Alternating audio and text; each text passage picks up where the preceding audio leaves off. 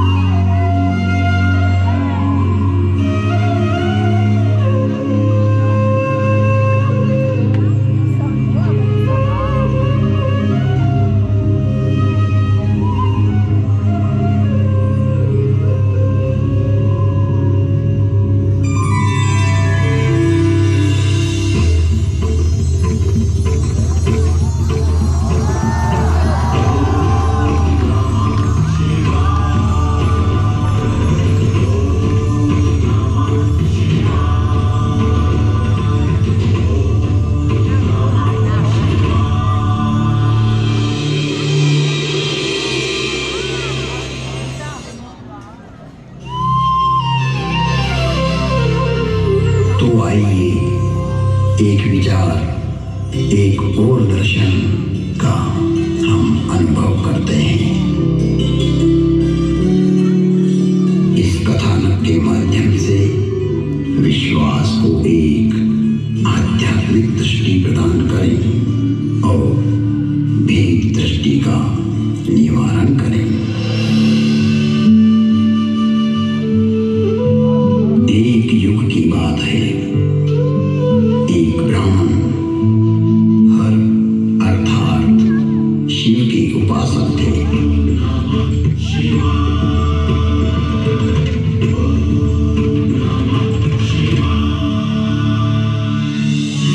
शिव को आत्मसात करना ही उनके जीवन का लक्ष्य था। मैंने अर्थात काकभूषणी जब मनुष्य देह में था तब उनके साथ छल किया। मैं कपट भाव से उनकी सेवा करने लगा। मेरी बाहरी एवं नाम्भिक विनम्रता को देखकर विप्र ने मुझे पुत्र की तरह पढ़ाया और सनातन धर्म समझाया तथा परम गूढ़ एवं रहस्यमय शंभु मंत्र से मुझे दीक्षित किया।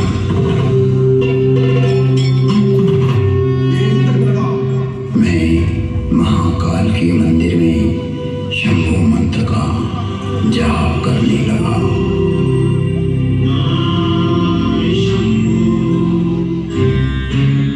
जिसकी बुद्धि में दुष्टता हो, मन में मलिनता भरी हो, विचार संकुचित हो, तो वो सभी को भेद दृष्टि से देखने लगता है।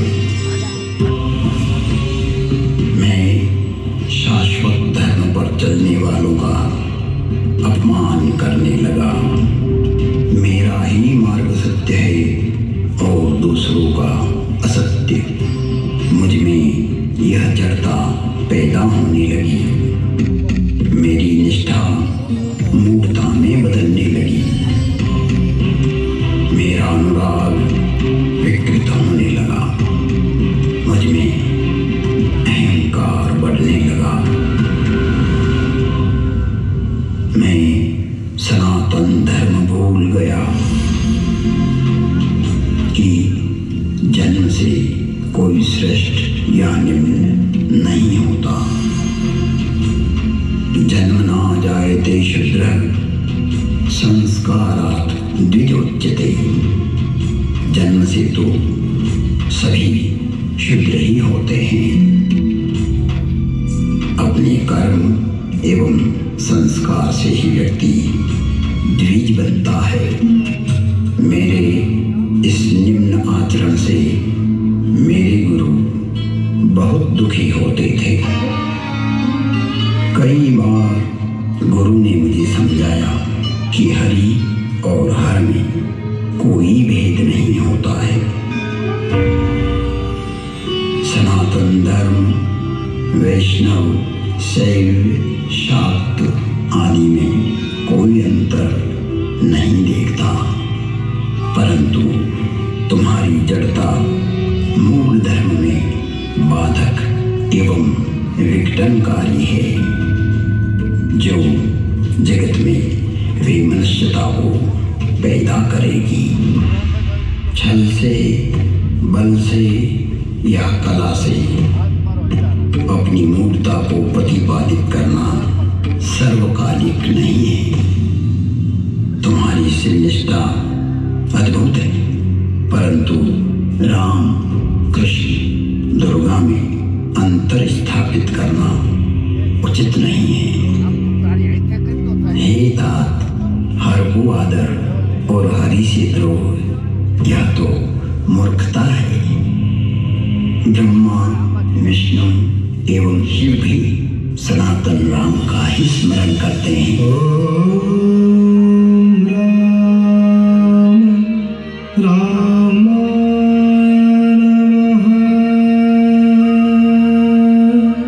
सभी राम के ही चरणानुरागी हैं।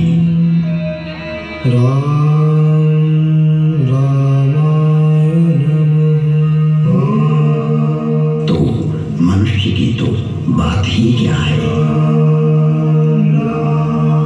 गुरु ने शिव को राम का सेवक कहा तो मेरे हठी एवं अड़ियल स्वभाव ने गुरु का विद्रोह कर दिया। मेरे गुरु ने मुझे सत्य का मार्ग बतलाया, पर मुझे उनकी बातें अच्छी नहीं लगी, क्योंकि मैं मेरा मत उन पर प्रतिष्ठित करना चाहता था। अक्षय धर्म को हानि पहुंचाकर स्वनिर्मित धर्म को स्थापित करना चाह रहा था। व्यापक धर्म के प्रवाह में से अपने पात्र को भरकर मैं उसे सागर और गंगा के रूप में स्थापित करना चाह रहा था। मैं जगत को भ्रमित करना चाहता था। एक बार शिव मंदिर में मैं शिव नाम का जप कर रहा था, तभी मेरे गुरु वहां आए।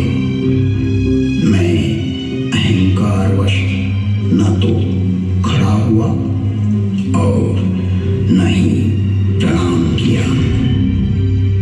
तब सनातन धर्म रूपी महादेव स्वयं यह सहन नहीं कर सके।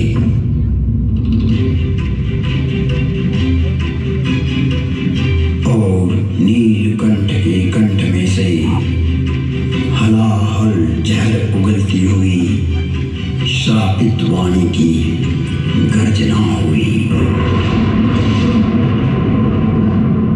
मुझे इस नभवाणी की भयानकता का आभास हुआ तो मैं कांपने लगा। मंदिर माज भई नभवानी, रे हतभाग्य अज्ञ अभिमानी, जो नहीं करो दंड खल तोरा, भ्रष्ट होई श्रुति मार्ग मोरा। भले ही तुमने मेरी आराधना की हो, मेरी ही सेवा में तुमने अपना जीवन दिया हो, किंतु तुम इस संसार में सनातन धर्म को तोड़ना चाहते हो, विभक्त करना चाहते हो, अपना एक पंथ पैदा कर जगत में झूठ को स्थापित करना चाहते हो। हे कपटी, हे दुराचारी, तुम व्यापक को संकुचित करना चाहते हो।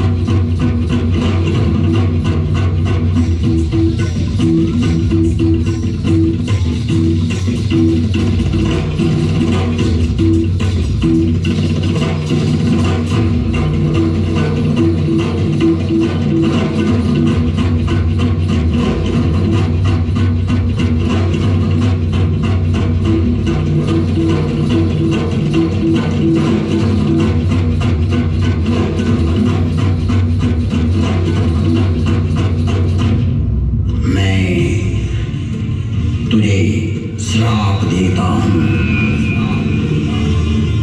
जा, तू अजगर बन जा, तू निष्क्रिय हो जा।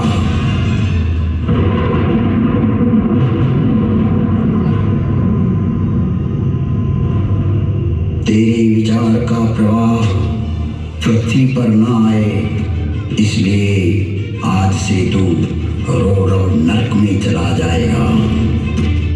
जब तक पृथ्वी है, पृथ्वी पर्यंत तो अजगर की योनि में पड़ा रहेगा। तो निष्क्रिय हो जाएगा और अधम से अधम गति को प्राप्त करेगा। इस भयदायक एवं क्रूर श्राप को सुनकर मेरी गुरु आर्तभाव से पुकार करने लगी। हे विश्वव्यापक, हे त्रिभुवन गुरु, आप इस पर क्रोध ना करो। आप तो करुणावतार हो। आप शांत होइए प्रभु। आप तो स्वयं सनातन धर्म हो, व्यापकता को जानने वाले हो। मेरे गुरु शिव से विनय करने लगे।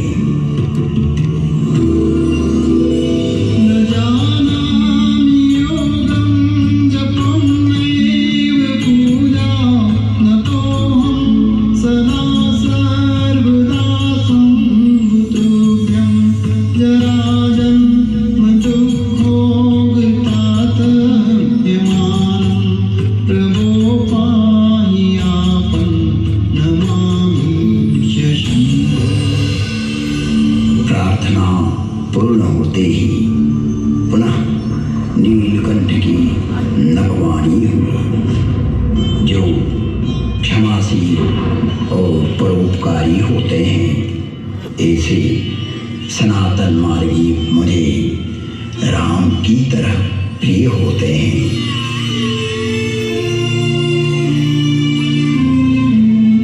आशुतोष शिव अवधरदानी भगवान शंकर शीघ्र ही प्रसन्न हुए एवं कहा, इसने सनातन धर्म का घोर अपमान कर धार्मिक मार्ग की स्थापना का प्रयास किया है। इसने जगत में असत्य को स्थापित करने की चेष्टा की है। मेरा श्राप कभी व्यर्थ नहीं जाता। 1000 जन्म तक यह अवश्य श्राप को भोगेगा। तुम्हारी साधुता को देखते हुए इस पर मैं अनुग्रह करता हूँ। इसे जन्म मरण का कोई दुख नहीं होगा तथा किसी भी जन्म में ज्ञान नष्ट नहीं होगा। कालांतर में इसके हृदय में राम भक्ति का प्रागट्य होगा। फिर वसुंधी बोले, हे खगराज, 1000 नारकी योनियों में भटकते भटकते मैं जो भी शरीर धारण करता, उसमें मुझे मेरा अपराध बोध होता रहता था। मैंने जानबूझकर जगत में